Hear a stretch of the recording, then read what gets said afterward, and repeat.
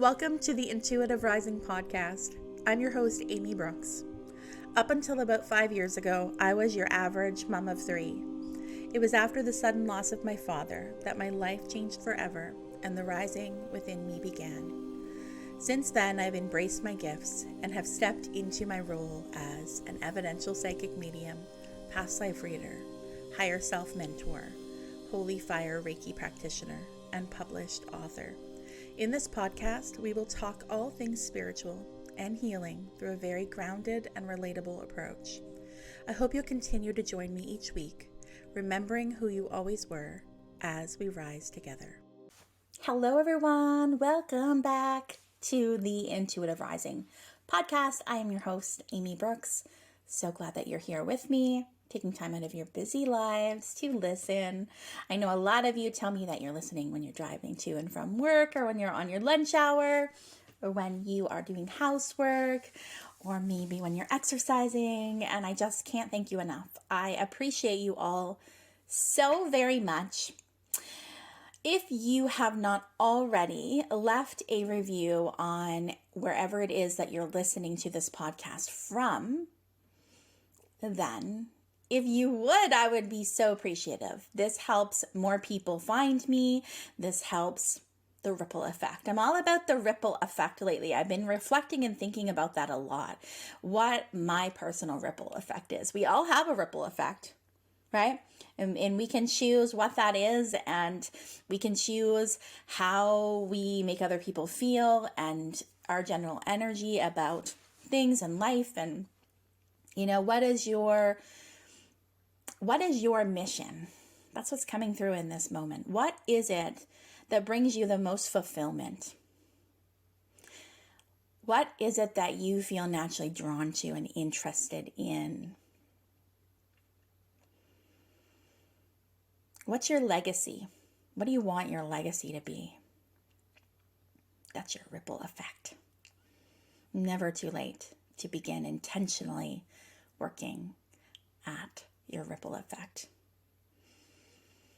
But also knowing that when you are aligned with yourself and with your energy, you are naturally creating a ripple effect in the world with that, just by being you.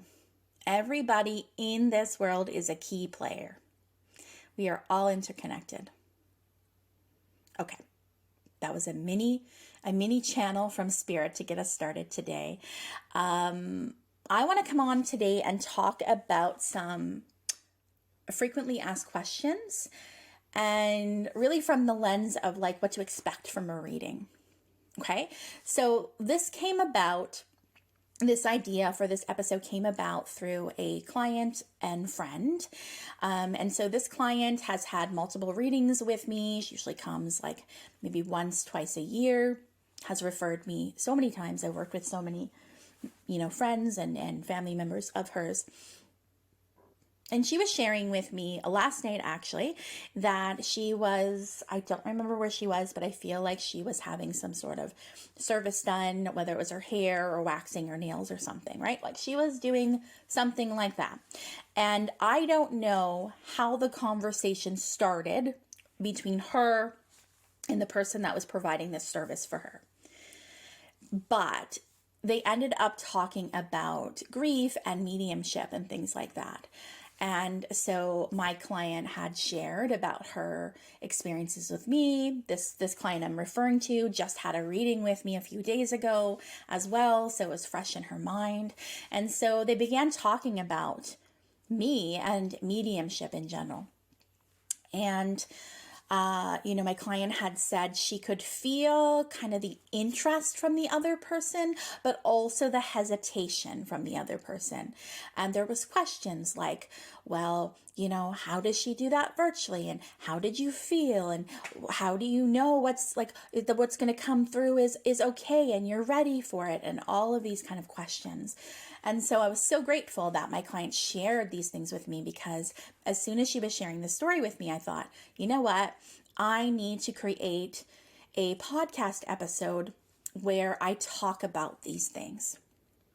So a lot of you have found this podcast, and you found the podcast because you are a client of mine. You've already had the experience of having a reading with me. Some of you might just be finding me for the first time and you don't have any experience with me. I know that having a reading with someone is a potentially life-changing, life-altering experience. It's a big honor to do this work. It's also a big responsibility because I am very aware of how what I say and how I say it could impact that individual for the rest of their lives, good or not so good. And so that is why I've made it a personal mission of mine to myth bust, to break down mistruths and misconceptions. And those misconceptions and mistruths, they exist for a reason. They exist because there have been centuries of inauthentic readers, but there's also been centuries of authentic readers. There's always going to be frauds in like every field there is, right? And this work, we're working with the quote unquote invisible realm. It's not invisible to me as I see it clairvoyantly and experience it, but for the average population, I understand why a person would go like, is that just her wishful thinking and her imagination, or is that real? There's no way really to experience that and know that unless you have the experience like having the actual thing happen to you, or booking a reading and having a really tremendous, great reading that makes you believe in that. But, like people like me who really, really have made it their mission to myth bust and to be very ethical and make sure that I'm standing in integrity and make sure that I'm trauma informed. It definitely can grind my gears when I see someone, on TikTok or on Instagram that is not really coming from that place, because it does a disservice to those who have made this their life path, who have made this their calling, and who have that positive impact and that positive ripple effect. Anyone who knows me and has had a reading with me knows that this is not about the money. It's not a quick get rich scheme. It's not about the fame. It's not about people knowing who I am. I've had to work through so much to even put myself out there because I don't always want to be seen. I don't really always want everybody to know who I am, right? So it's not about that for me, but I am realizing that it is a part of my path to be seen, and to be out there sharing the good, showing another way, being that disruptor of the status quo. So yeah, I think it's a really good question. Like, how do you know who is right for you? How do you know you're right for a reading? How do you know you're ready for a reading is what I mean to say, not right for a reading. How do you know you are ready for a reading? Okay, well, this is a personal question and there's no right answer. And I also feel like it is dependent upon what kind of reading you're wanting to get. So if you're looking for, I just kind of want you to give me some guidance around what you see happening in my future. Or, are you able to tap in and tell me what is possible for me? Are you able to tap in and see, like, what is it that I really need to leave behind? What is it that I need to heal in order to move forward? You might be ready for that kind of reading, right? That's what I call intuitive guidance. Someone else might call that a psychic reading. That is when I am connecting to your energy as a living person in front of me. I'm connecting to your energy field and I'm bringing through any and all things that want to come through. I do have boundaries with this, so there are things that I do not connect to, and I have spoken about that in great length before, but I'm not somebody that will connect to like death dates. I will not bring forward any fear-based messages like, you're cursed, or somebody's put a hex on you. Give me $500 so I can remove it. Like that. That is certainly something that I would never connect to. I would never connect to anybody's health in the sense of like bringing through a diagnosis or seeing something scary. Like somebody actually told me that one of their coworkers had gone to quite a popular medium in their area, and that medium had said to this coworker, your sister is going to die of cancer in the next 5 years. And that person was absolutely terrified, and they were afraid, and they were very unsettled by that information. And that is one of those things that, if I was sitting in front of that medium, I would say, what good did it do to bring forward that information for that person? You are always meant to do more good than harm. You're not supposed to bring harm onto people in any way, but especially not when somebody is this vulnerable and open, and they're literally opening their energetic field to you. If you don't have the best intentions, you have no business doing this. There needs to be education around this work. And I feel a personal pull towards working around creating content on that education. Rather than just talking about my experiences, I feel this tug currently to talk more about, not so much rules around it, because I don't think there are rules around it. And that's a problem with things like this, is that it is unregulated. You don't go to school to be a medium. It's not some, a thing on your wall. There's no diploma on your wall saying that you've passed something and you're educated and you know how to work with clients. So I will work on content around education. That's something that's coming in, and Spirit's like, please, Amy, do that. So yes, I will.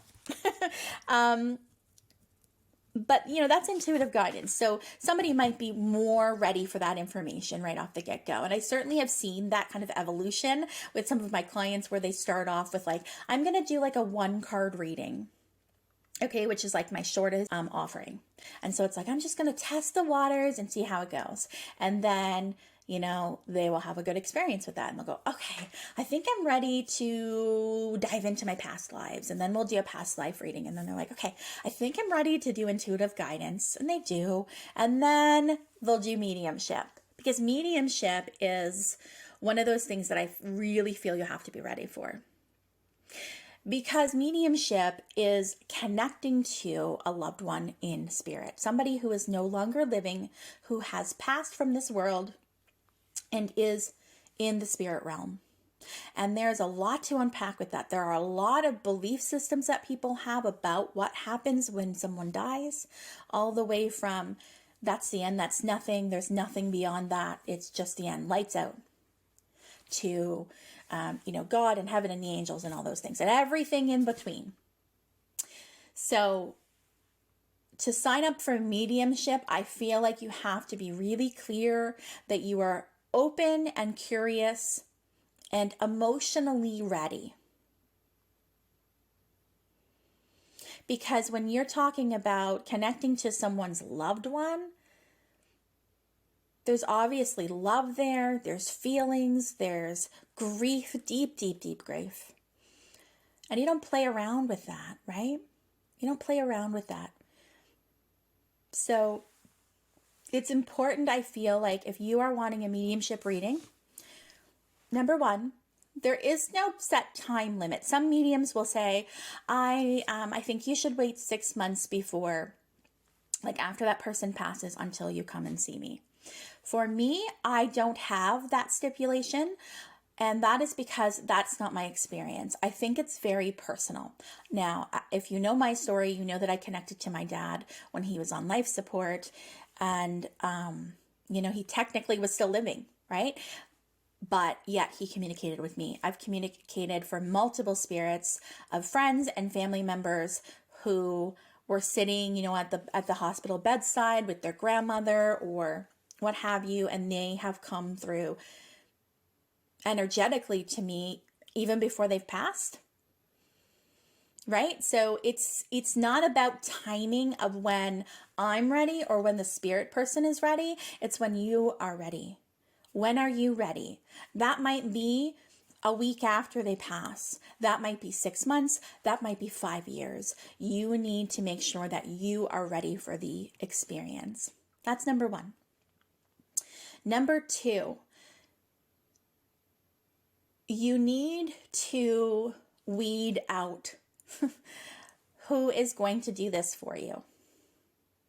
Just because you're listening to me and you know me maybe, it doesn't mean that I am necessarily the medium for you. You will know. The people that find me will say, I don't know what it is, but like I saw your website. It was like giving me something. Like I just felt this, my intuition say this is the person. Or my arm hairs went up, or the hair stood on the back of my neck and I wasn't sure why. And so that might be your experience. Maybe you're just drawn to me and you don't know why. And that is enough for you to trust that I'm the person for you. Maybe you find me randomly and you're reading all my reviews and you're like, yeah, I get a good energy about her. Reviews speak, people. They definitely do. They do. A lot of people will tell me, I booked with you over somebody else because I read all your reviews. And, I would say a good chunk of my people that find me are referred to me, which is the cream of the crop. Who doesn't want to be referred? And so when you've been referred to someone, you probably have that extra layer of trust. Like, I can trust this person because my friend or my family member had an experience and they said it went awesome. I'm also a medium that puts myself out there quite a bit. So I will do like mediumship demonstrations so the general public can see how I work. They can see what a reading would be like. I also allow my clients to pay for recording of their session. So if you're booking a session, there's a little add-on that you can click if you want your session recorded. Not everybody will allow you to do that. I do that because I know when I have had readings in the past, sometimes it's like an out-of-body experience and you're like, what just happened? Oh my God, I forget everything, right? And so it's nice to have that little memento to revisit, and my clients will tell me that they're still looking at them years later. But it also allows you to share that with someone. So you might have a reading and your parent comes through and, you have the reading alone, but you really want to share that with your sibling. And you could share it with your sibling.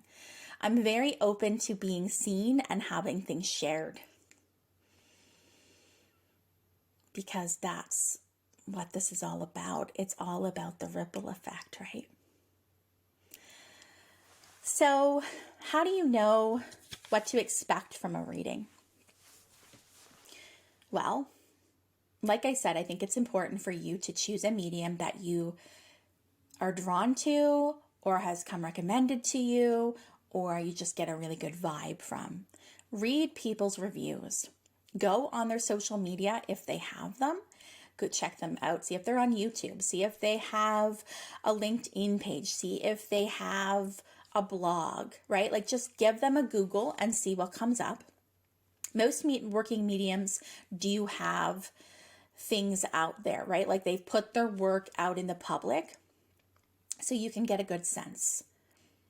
Now, there are mediums that don't have any social media presence and they're still fabulous mediums. If you recall, in one of the most recent episodes of this podcast, I talked about how, mediumship, if you have the call of mediumship and you're drawn towards it, you might choose to be out and about, or you might choose to be much more quiet about it, kind of behind the scenes, like my great grandmother Mary, although she had to do that not necessarily by choice, but because of the time, talking about 1920s, 1930s, couldn't necessarily be talking about her mediumship on a podium, right? It was much more secretive. But just because somebody doesn't have a social media, this is what I'm trying to say. Just because somebody's not out there doesn't necessarily mean that they're not skilled. They just might be much more referral based and behind the scenes and word of mouth, and that's okay too. But you would probably be referred in order to find that person, right? So trust your energy. But if it is somebody that does have a social media, presence, and they're putting things out there, you will get a really good sense of what they're all about right from the get-go, based on what they're talking about, the reception that they have, and just their energy. You can trust energy. We're all intuitive. Whether or not you believe you're intuitive or not, you are, because you have an intuition. We all do. It's a built-in survival mechanism. It's just probably that you don't trust yours. If you don't think you're intuitive, it's because you don't trust it. It's not because you're not. You can trust the vibes. You can trust it. So make sure that you're finding the right person. You feel good about the person that you've chosen. That in itself should really calm the nerves. Those two things. If you do your research, right, you read the person's reviews, you watch their stuff, you're like, okay, they seem legit. They've been referred to me. So I know other people have had experiences with them. They're not just like some scam artist who's never going to do the reading and just take my money. Nope, they have a business. They have reviews. Okay, so that in itself should really lessen a lot of nerves for you. So do yourself a favor and do those things before jumping in. I'm going to talk about mediumship right now. If you're booking a mediumship session with me, what can you expect? Well, you can expect that we will join virtually. I do everything virtually. So we will be looking at each other on a screen, side by side. And if you're not comfortable with being seen, you can always turn your camera off. But I do need to hear you. And I will start by briefly introducing myself, by giving someone a sense of how I work. And then I will get right into it. So there's not a lot of time in the beginnings that's wasted. And I will close my eyes and take a few really deep breaths, and I'll explain why I'm doing this. I'll explain that I'm doing this because I am setting my intention to open myself up to whomever is around. Now, it's important for you to know, if you are new to me and you're just listening to this, that when you book with me and you go through all the rigmarole of choosing mediumship and then choosing the date and time, and then after you do that, you'll be brought to like an intake form. And the first thing on the intake form, the first question, it says, Amy likes to go into a reading blind, quote unquote.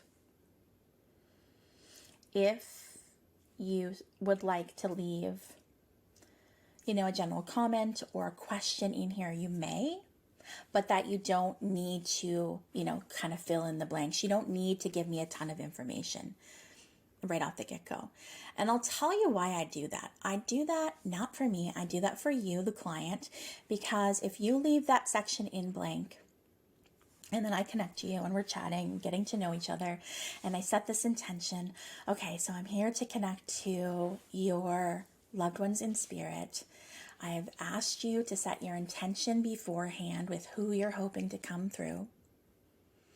And that person comes through to me, and I give evidence of things about them, examples of evidence. Sometimes I get a sense like this is a father, this is a mother, this is a child, right? Sometimes I immediately get the relationship. More often than not, I would say I always get the relationship. I think that's a really important piece of evidence for me, actually. And then I often am given bits and pieces about the person's physical appearance. So I will say, okay, I feel like I have a father here. He has really dark hair and dark eyes, and he's showing me a mustache. So it makes me feel he must have had a mustache at some point, or there's something funny about it. I will bring through potential memories that you had together. One key piece of evidence that I always ask for is, tell me something that has happened very recently that's current time for my client, as a way to show them that you in spirit are always with them, even in the very mundane moments. Now, I feel like it will be okay for me to share this in an anonymous fashion, but the client I was speaking to in the beginning who brought this question and this experience through for me just had a reading, like I said earlier this week, and it was with her loved one in spirit is someone that I have connected to multiple times over the years, so I'm very familiar with them. And so I feel like that loved one in spirit really, really has a good sense of how I work, right? And it's not like she needs or they need to prove who they are to me or to the client. Like there's that level of trust of, okay, like this is definitely who this is. And so that spirit person brought through seemingly to me random pieces of evidence, but they were not random at all. One thing that she brought through that I will share with you is this loved one in spirit kept showing me a raincoat. And I could see that there was green on the color green on the raincoat. And I said, I know this is random because I don't have a lot of context about this, but this loved one of yours is showing me a raincoat, and there's some like kind of back and forth, like, do I like this? Do I not like this? Do I need a new one? And, there's green on it. And my client was like, yesterday I was going to go out for a walk with my spouse. It was raining and I dug out my raincoat and it's pink and green. And I was kind of like, I don't know. I feel silly wearing this. I don't think these colors go together. Maybe I should just get a new raincoat. That's a piece of evidence that, her loved one was aware of that situation just the day before. So I always ask for something like that too, because I feel like that is one of those things that really sticks with people. So it's not just, my loved one is not with me, just at Christmas and just at special occasions on my birthday. With me very often through the mundane parts of life. And I think that's so powerful. So I will bring through these bits and bobs and these pieces of evidence as a way to identify who it is that we have with us. And it will be enough for you to go, oh, like that's specific. Yeah, it must be. It must be, right? And then we just keep going. Now, I'm not somebody that needs you to feed me information. As you know, I go into a reading blind, so I don't want to know. Don't tell me. When I'm doing the reading, if I ask you a question, I will preface by saying, hey, I'm going to ask you a question. All I need is a yes or no. You don't have to give me any other information. And it's usually just so I can clarify if something's coming in a little bit convoluted or I don't totally get what's being said. So it kind of helps me go in the direction without needing all the pieces, right? So if I'm like, I don't know what this is trying to tell me, but I'll say, hey, like this is what I'm seeing. Does this make sense? Yes or no? And you say, yes. Then I don't need to know why it's important. I just know that it's important and I need to keep going that direction. So you could expect that from me. You could expect some yes or no once in a while throughout. Now, some people will come to me with a big old list of questions, especially if they're doing an intuitive guidance session where they're hoping for information about themselves and their life and they're looking for direction. They might go, what about this? What about this? What about this? What about, and that's okay. Now, I will tell you personally that I've had clients who have shown up for readings where they're like, okay, I'm an open book. Anything that wants to come through can come through. And then in the next session they have with me down the road, they might come in with a lot more questions. And after they've done both, they will tell me, I think I like it better when I come in here without 15 questions. And I feel like that is because then you feel like things are coming through organically for you rather than you just asking questions and me giving answers. When things come through on their own without you telling me anything, it can be that much more impactful. I'm okay with either. It's what you're comfortable with, but I do always want you to know that you don't have to ask questions if you don't want to. Or it can be a little bit of both where you're like, let's just see what happens. But also when we get towards the end, I do have a couple of questions. That's fine too. I am very much like, let's go with the flow. Everybody's an individual, therefore every reading is individual.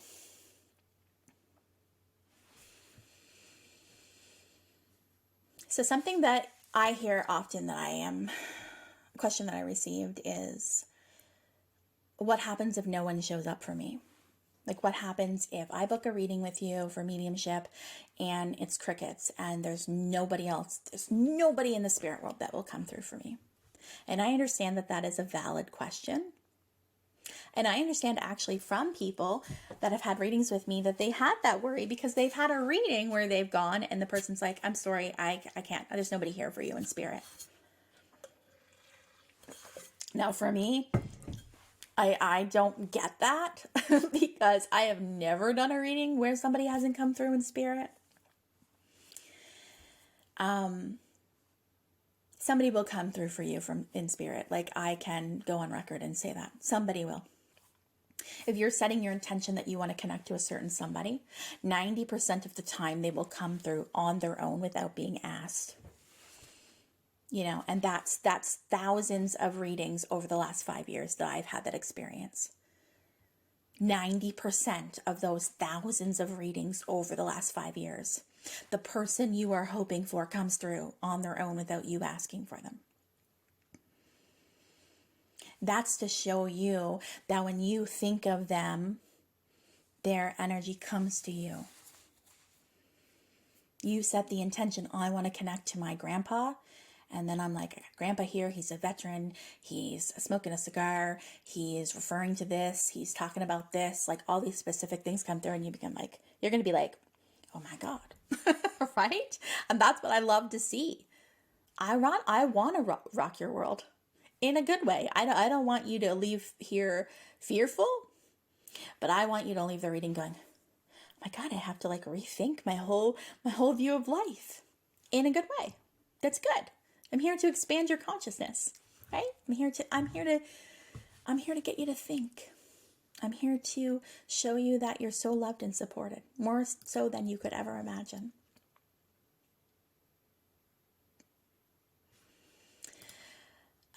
So yeah, and the other 10%, some spirits like to be invited in. And sometimes I'll have like brought through people and be like, okay, I have your grandparents, I've got your dog, I've got these people. And then I'll say, I feel like the person that you really, really were hoping for today has not come through yet. Is that correct? And they might say, yeah. And I'll say, okay, just hold them in your mind right now and think about them. And then they'll come through. There's been a handful of times where I've said, okay, so I feel like they want me to, kind of draw them in a little bit closer.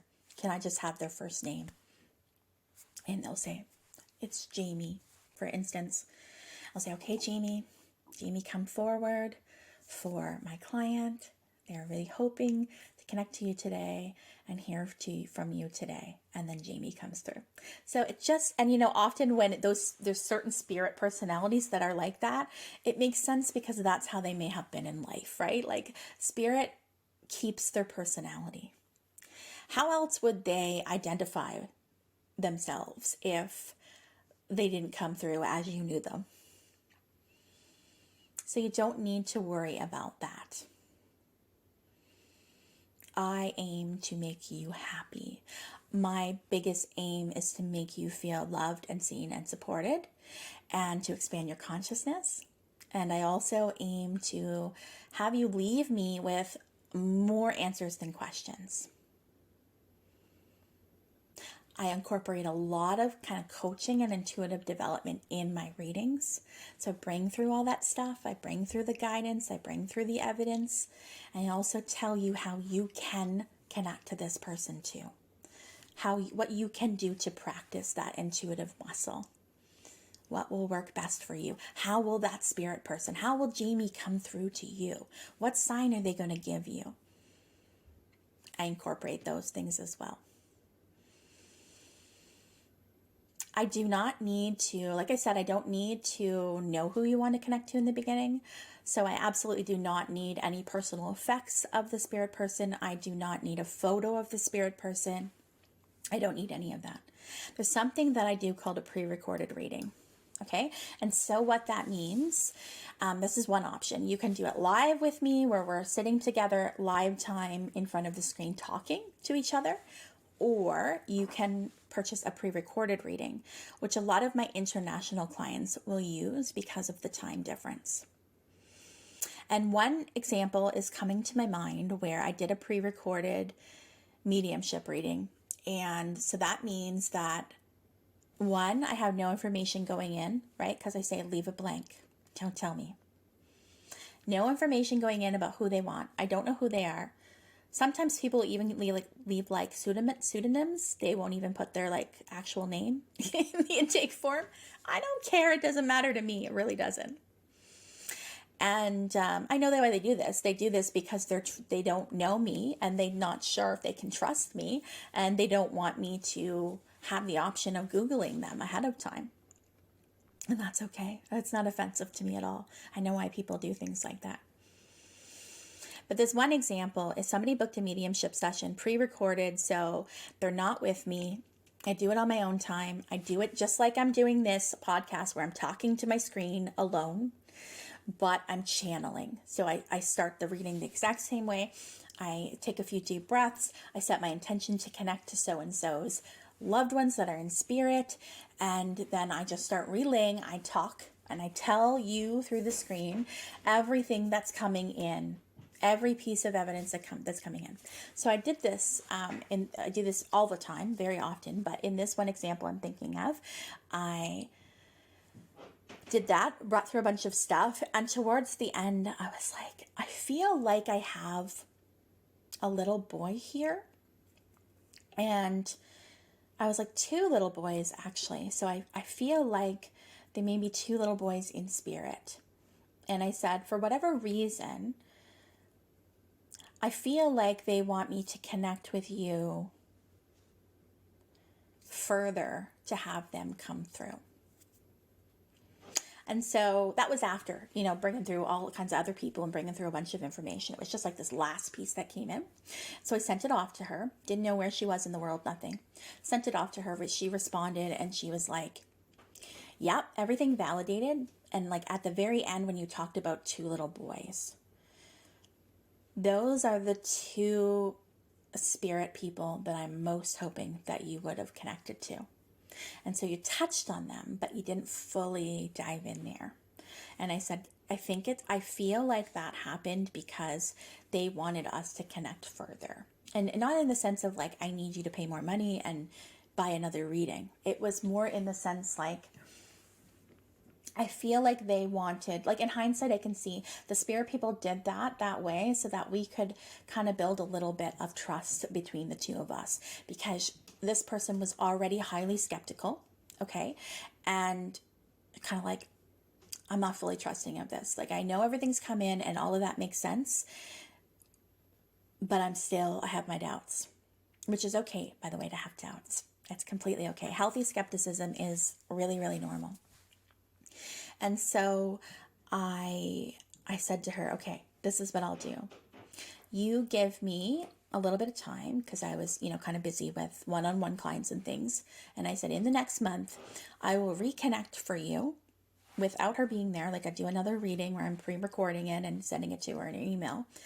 And I said, I will do that again. And I will set my intention to further connect to those two little boys, and I'll send it off to you. And she said, okay, thank you. I'm so appreciative. Thank you so much for offering to do another reading, to make me feel good, right? Because it's not like she was paying me again to do it. And so I did that and I sent it off to her, and I got almost an immediate response, like within the hour. And she's like, okay, Amy, let's have a heart to heart. And she explained to me that she lived in Germany. So I'm in Canada, so that's quite a far away.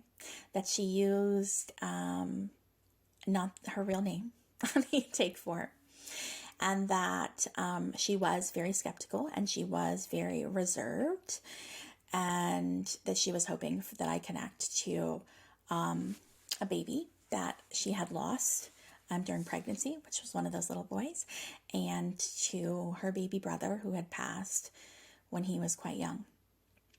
And so in that second reading where I went back and I connected to them further, she said the things that you brought through were so specific about us and our lives, and even, my stepfather, who was her little brother's father, things about him and things like all kinds of details, like specific details. She said,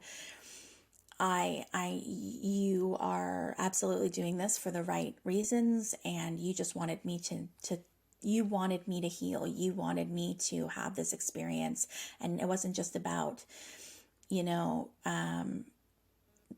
taking my money and giving me a reading where I had some more questions. You went above and beyond. And I said, yeah, and I think your little people, your little spirit guys really wanted that, because I think they knew that if they came through in the first one, maybe there would still be an aspect of reluctance. But the very act of me like offering to go back in and to do that further and more gave her a feeling that she could trust me. And it broke down some barriers. Whatever was keeping her a little bit skeptical, whatever those barriers were broken down through this act of kindness. And we both recognized that when we chatted afterwards, that that's very likely why that happened. But for the most part, that doesn't happen. For the most part, exactly what you're hoping for comes through in your reading. So I feel pretty confident that I can bring through who you're hoping for, whether they come through 90% of the time organically or whether we ask for them. If you book a mediumship reading with me, I am absolutely going to bring somebody through for you.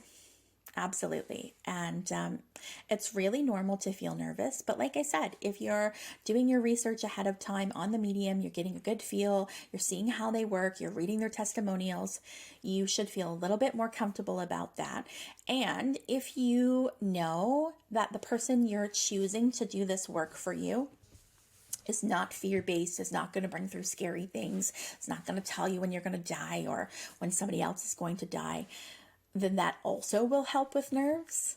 But it is very normal to feel nervous. So on my FAQs on my website, it says, is it normal for me to feel nervous? And I respond, absolutely. It is okay to feel however you feel. I often feel all of the emotions too. If you are feeling especially fearful, I might suggest postponing the reading until you are a little less afraid, because nerves and fear are not the same thing.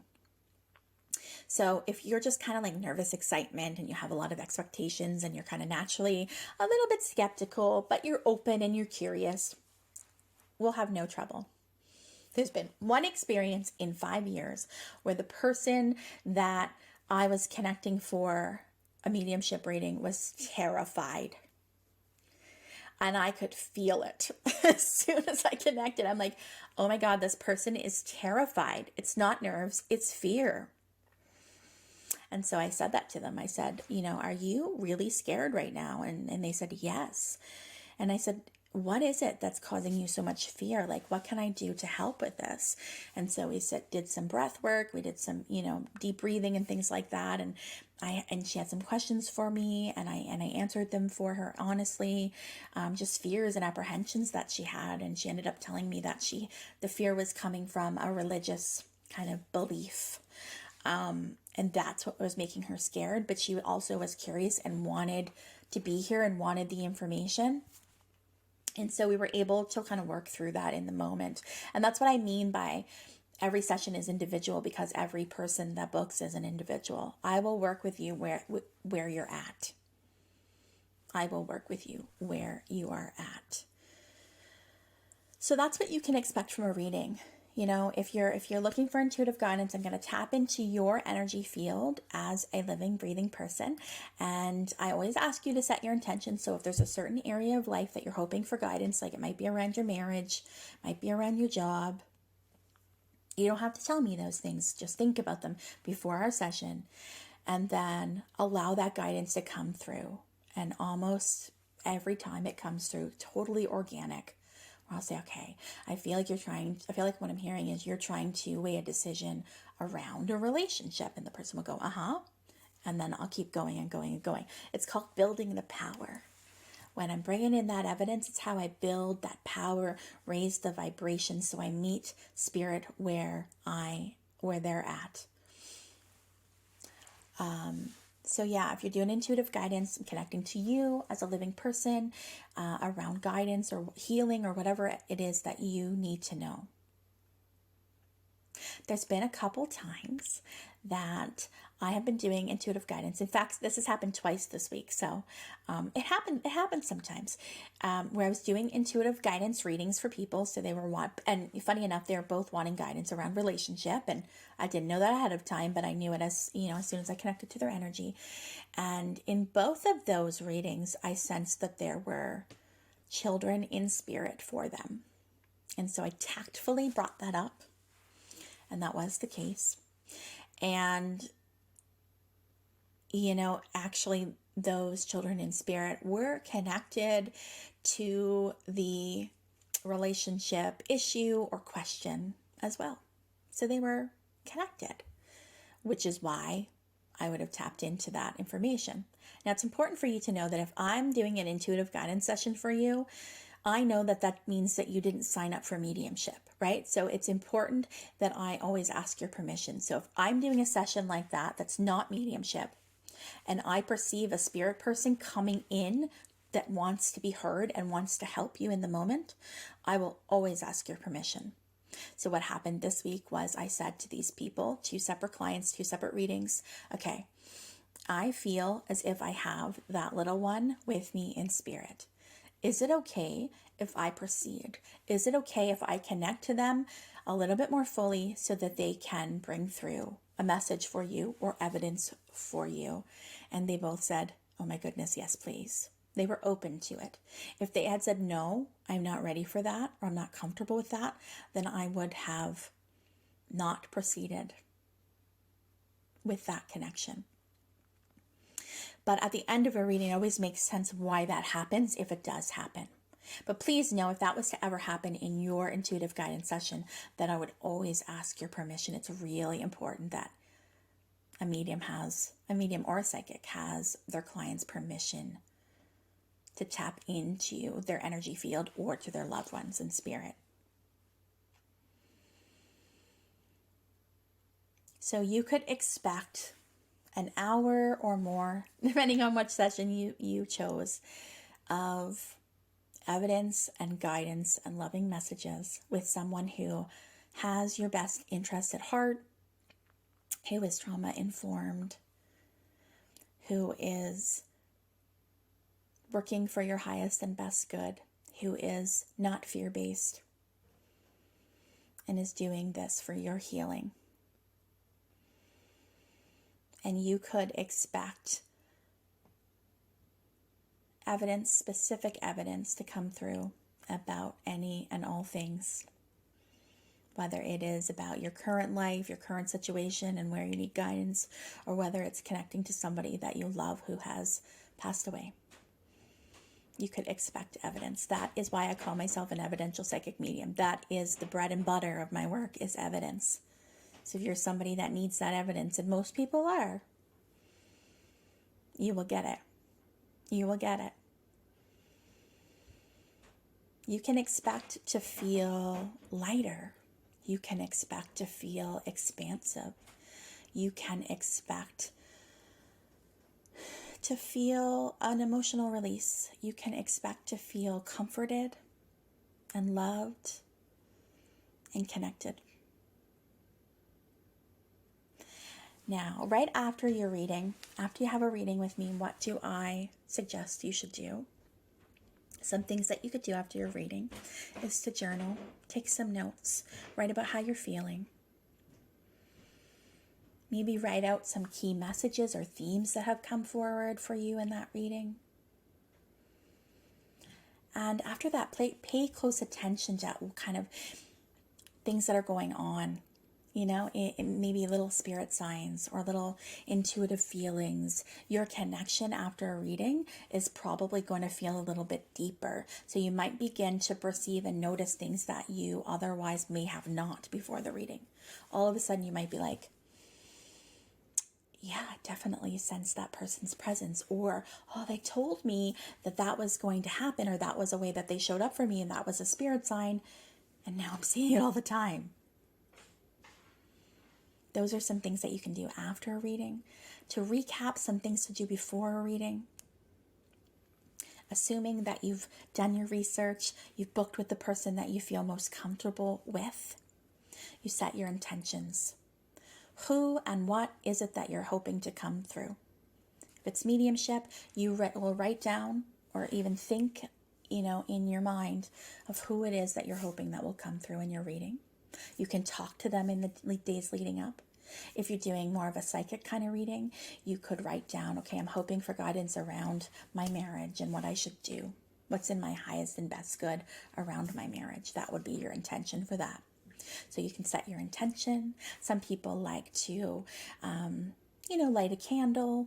They like to get comfy. That's what I love about doing virtual readings is you're in your space, I'm in my space. You can be anywhere in the world, so you're not limited by like location. So maybe you find the medium that you think is absolutely for you, but she lives across the ocean or he lives across the ocean. It doesn't matter. Energy transcends all of that. If you find somebody that you want to work with and you've done your research and you've read the reviews and all that kind of stuff and they feel good, it doesn't matter if it is virtual or not. A lot of people come comfy, they're like, oh, I'm in my comfy clothes, don't mind me. And I'm like, it's cool. Come as you are. Some people have a glass of wine or maybe their cup of tea and they just make it an evening. They make it an event. And I love that. You will want to be in some place that you feel comfortable. So it might be at your house. It might be in your car because your kids are screaming in the house and you want to be in a quiet place where you can focus. It is important that you try to be as present as possible. I am completely okay if animals and kids are around. I'm a mom and a pet owner, so I get it. And so I don't mind if you're like, oh, do you mind if I go let the dog out for a minute? That doesn't bother me at all. This is real life. But if you're bothered by the constant distractions in your space, it might be making sure that you have some time alone, or you go to the car, or you go somewhere where you feel like you can have that quiet time where you can be fully focused and present. And that's really all you got to do. You just got to come ready. Now, if you don't feel well on the day of the reading, you can let me know that, right? If I don't feel well on the day of your reading, I will let you know that because I always want to be at my best for you. So if I have a really bad headache or I'm nauseous or I'm sick in some way, I will give you as much heads up as possible and let you know that I'm not feeling well. And so I feel like it's in our best interest to reschedule. And if I ever had to do that, please know that I would give you my soonest possible availability. Like I would make time to do that. So that you wouldn't have to wait a long time. And that's it. It's probably best that you don't come to see me if you are inebriated or not clear-headed in some way, just because that can really muddle the energy connection. But other than that, that's it. You come as you are. If there's somebody in your space that will be sitting there listening, I do often like to know that ahead of time because sometimes I can be picking up on stuff about them and you'd be like, no, that's not about me, and not tell me that there's somebody else right there. So it's just nice to know that ahead of time. If you want a support person, you absolutely can have them sit next to you. But if you are wanting both you and your support person to receive spirit messages, then you would book a reading for 2, which is available as well on my website. I hope that today helped answer some questions, as well as gave you a little bit of insight into me and how I work, and even some recent client experiences. And I hope it helps you so you feel more clear. If you have any questions for me, please reach out on any of my social media. My handle everywhere is The Intuitive Rising. If you do not have social media and you would like to email me a question or a podcast topic, you can do so at Medium Amy Brooks, and Brooks has an E in it.